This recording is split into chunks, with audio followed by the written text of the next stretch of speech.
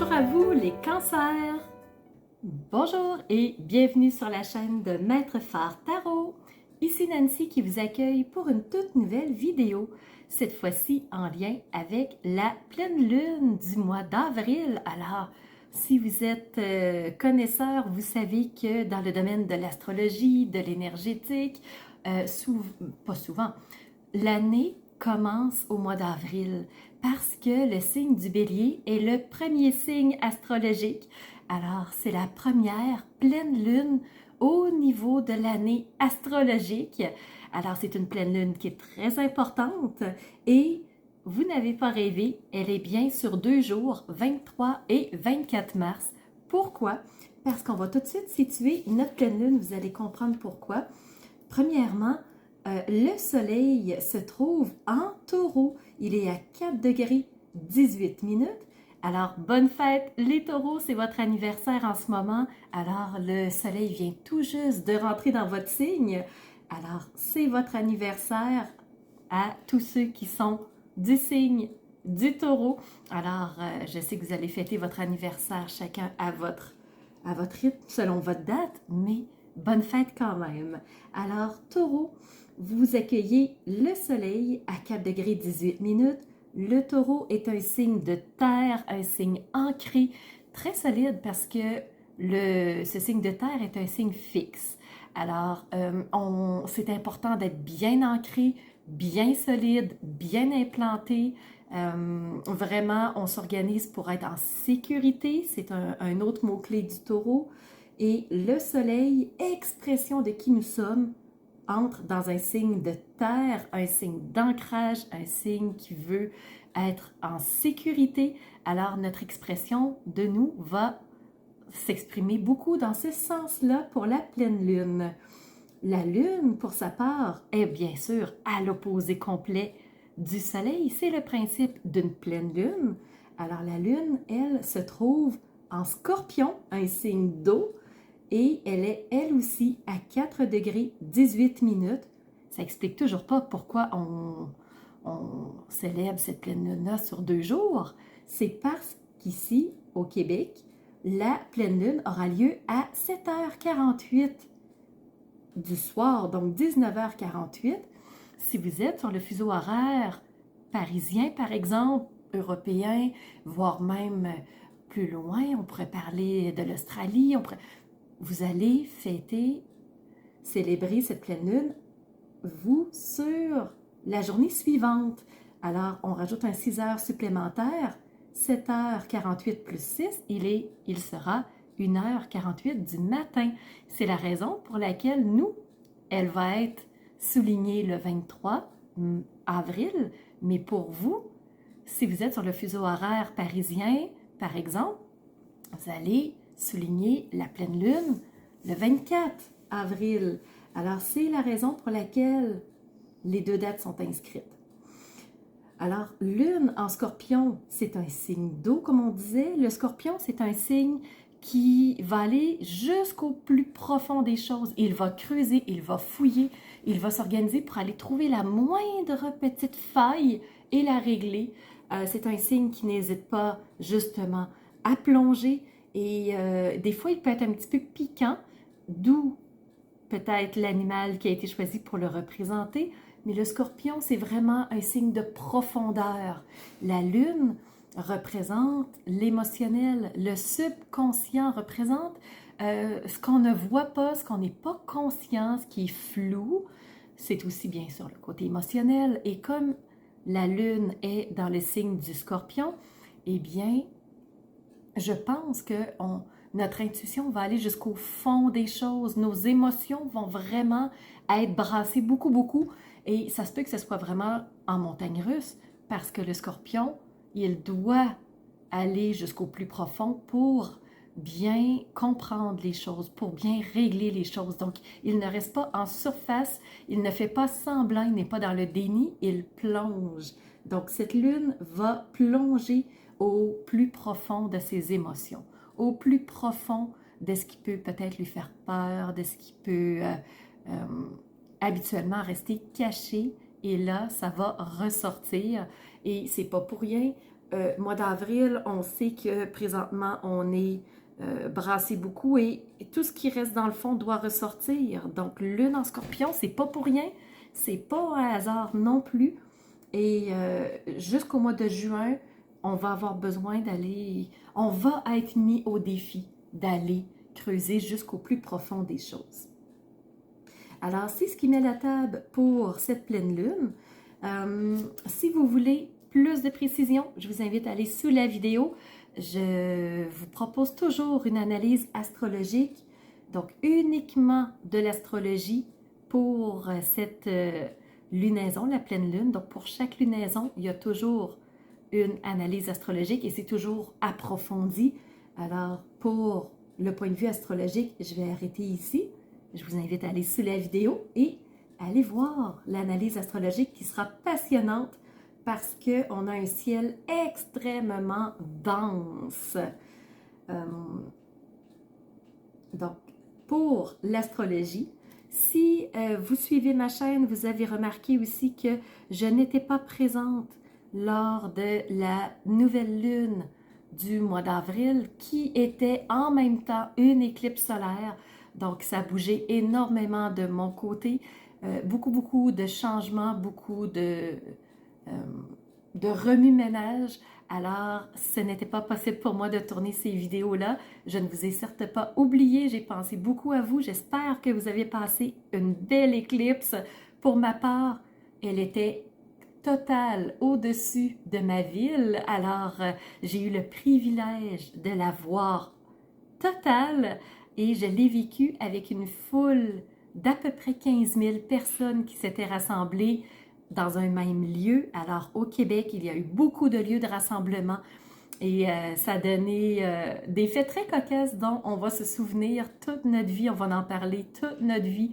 Et enfin, au Québec, on a vécu une éclipse totale et on a eu le bonheur d'avoir un ciel dégagé à 100% ici dans ma ville.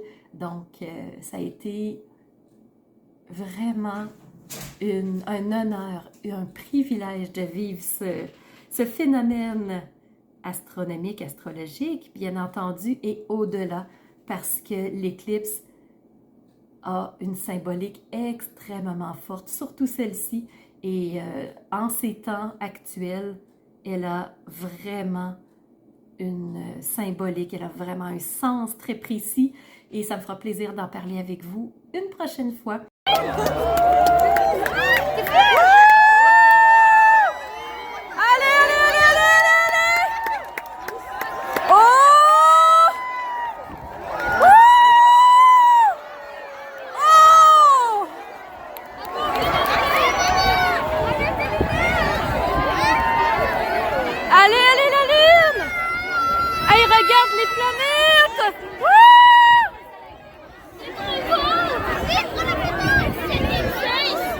Mais là, on va se concentrer sur les signes astrologiques.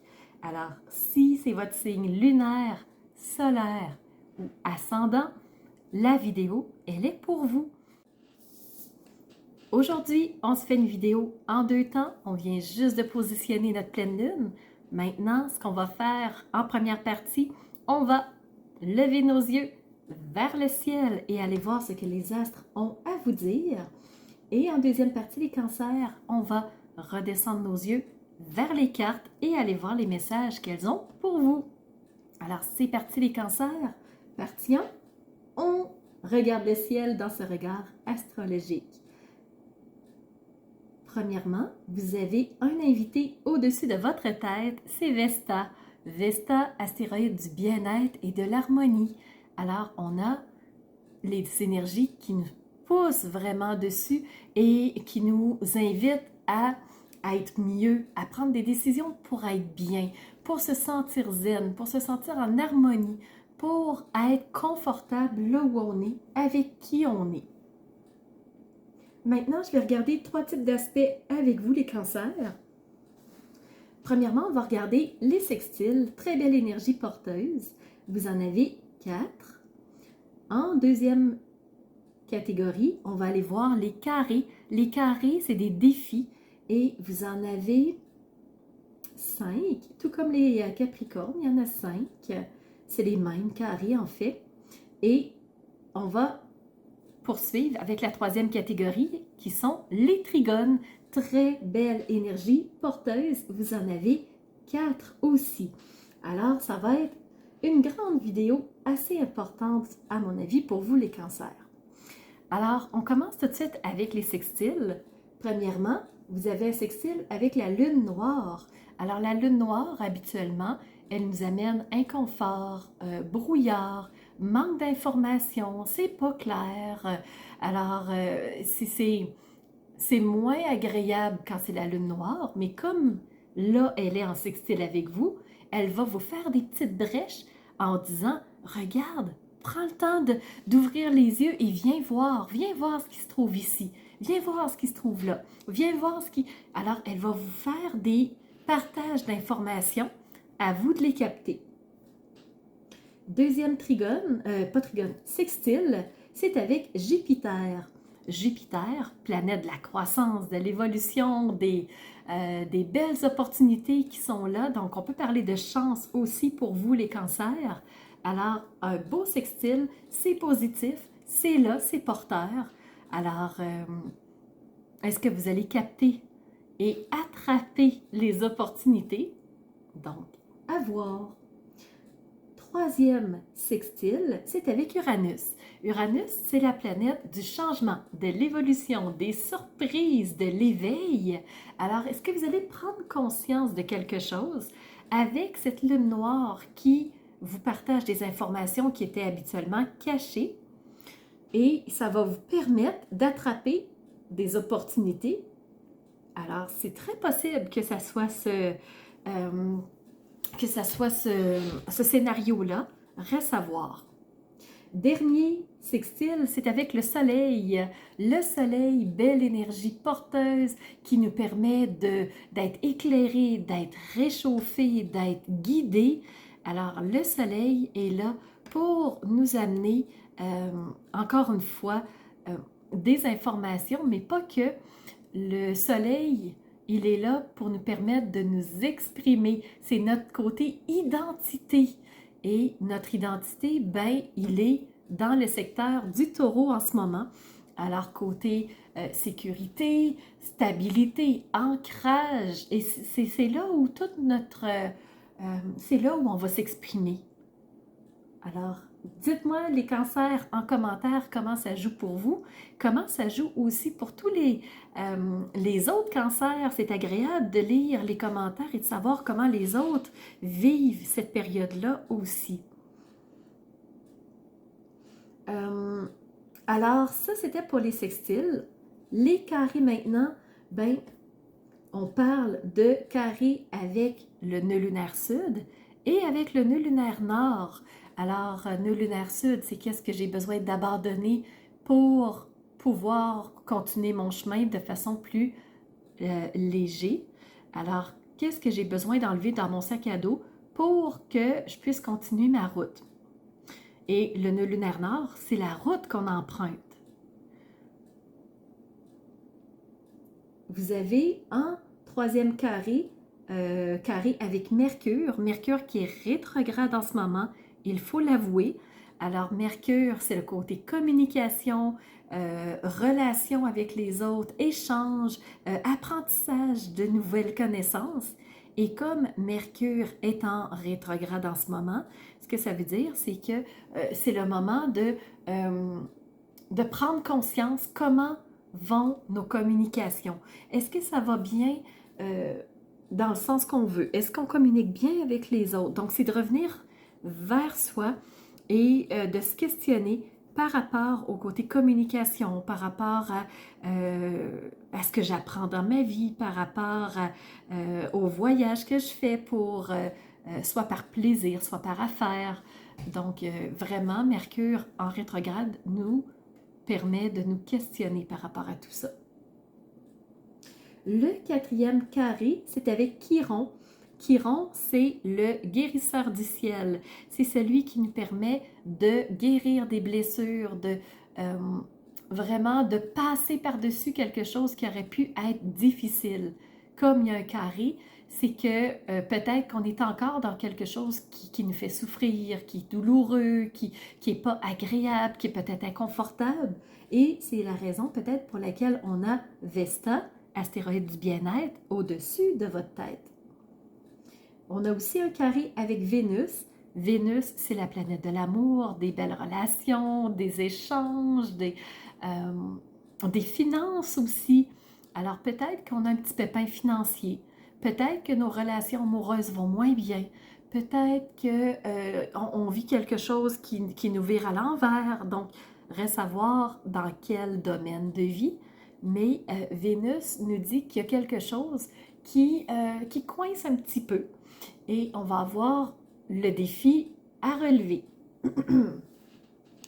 Pour vous les cancers maintenant, au niveau des trigones, on dit qu'il y en avait 4. Premièrement, avec la lune qui nous insuffle avec son intuition, ses ressentis, qui nous permet d'avoir un contact avec ce qui habituellement est caché dans notre subconscient. Vous allez voir, il y a des cartes qui parlent vraiment dans ce sens-là. Deuxième trigone avec Neptune. Neptune, planète des rêves, de l'imaginaire, de la conceptualisation dans notre tête.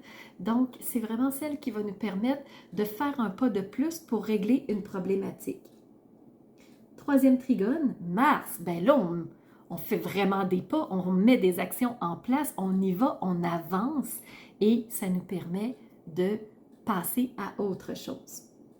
Et dernier trigone, c'est Saturne. Saturne, planète de la logique, de la réflexion. C'est vraiment la pensée. Saturne, c'est vraiment celui qui nous... c'est le mental.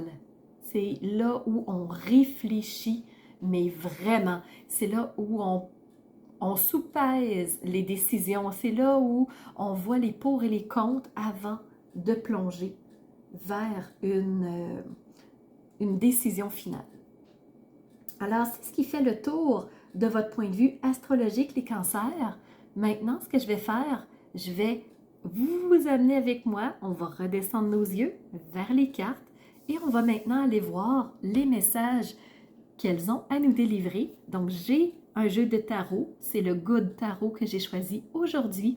Donc, tarot de la bienveillance. Et j'enchaînerai ensuite avec des oracles.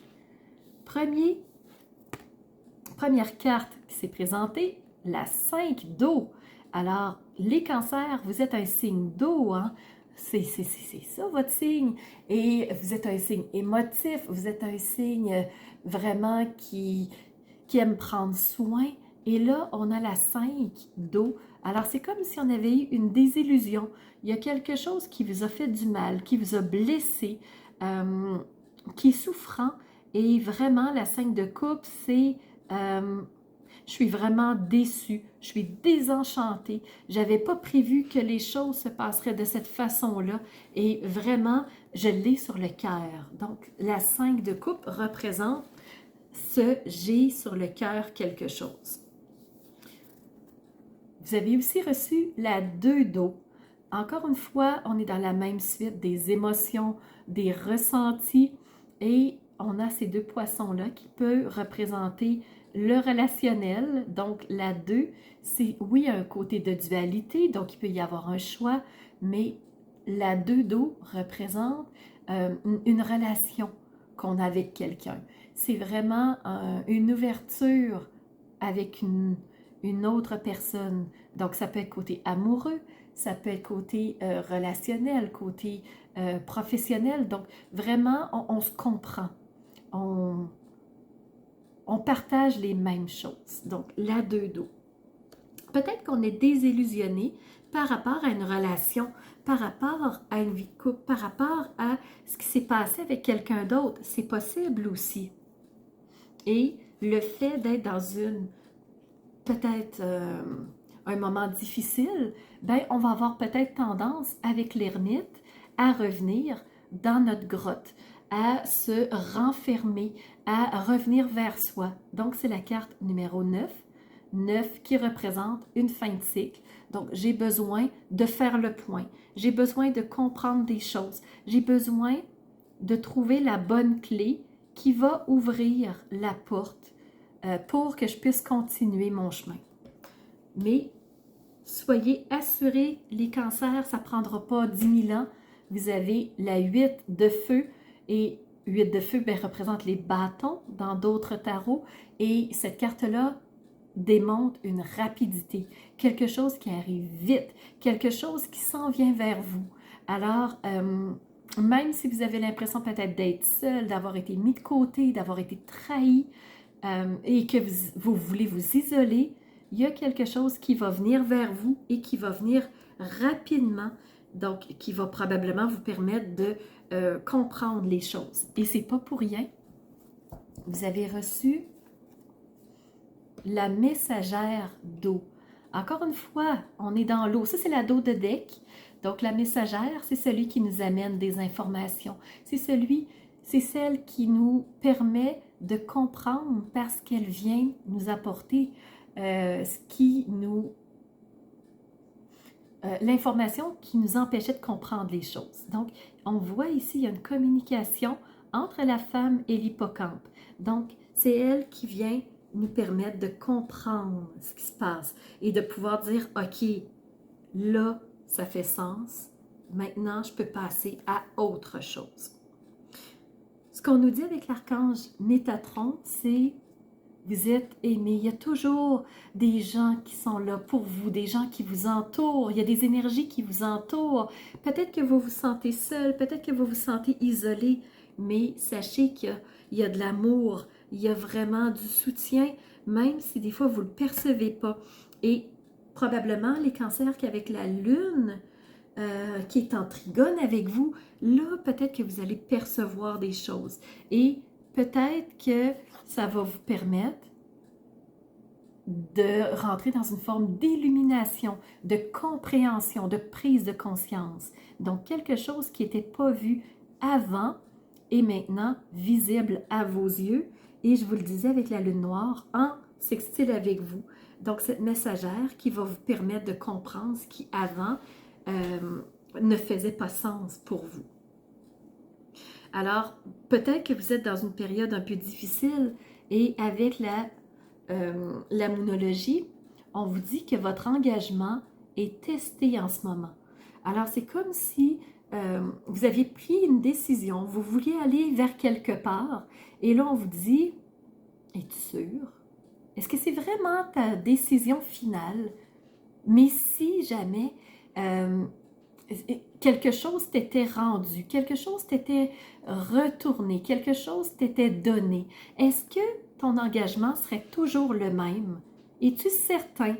Donc, avec ton ermite, ici, tu as cet engagement qui est testé. Tu as tu dois vraiment confirmer quelque chose par rapport à cette pleine lune. Donc, oui, tu es guidé, oui, tu es aimé, oui, tu es soutenu, mais il y a des choses qui doivent venir de toi. Et on dirait que l'univers est en train d'attendre, est-ce que c'est vraiment ça que tu veux? Es-tu certain de ton choix? Et quand tu vas avoir confirmé, là, on va pouvoir aller de l'avant vers autre chose. Et le fait de pouvoir avoir cette prise de conscience-là, ça va te permettre peut-être de confirmer cet engagement-là que tu souhaites vraiment. Alors, tu t'engages vers quoi? Est-ce que tu veux plus de paix? Est-ce que ton engagement pourrait avoir un lien avec l'amitié, avec quelqu'un? Est-ce qu'il y a eu quelque chose de difficile avec un ami? Est-ce que vous vous êtes perdu de vue d'une certaine façon?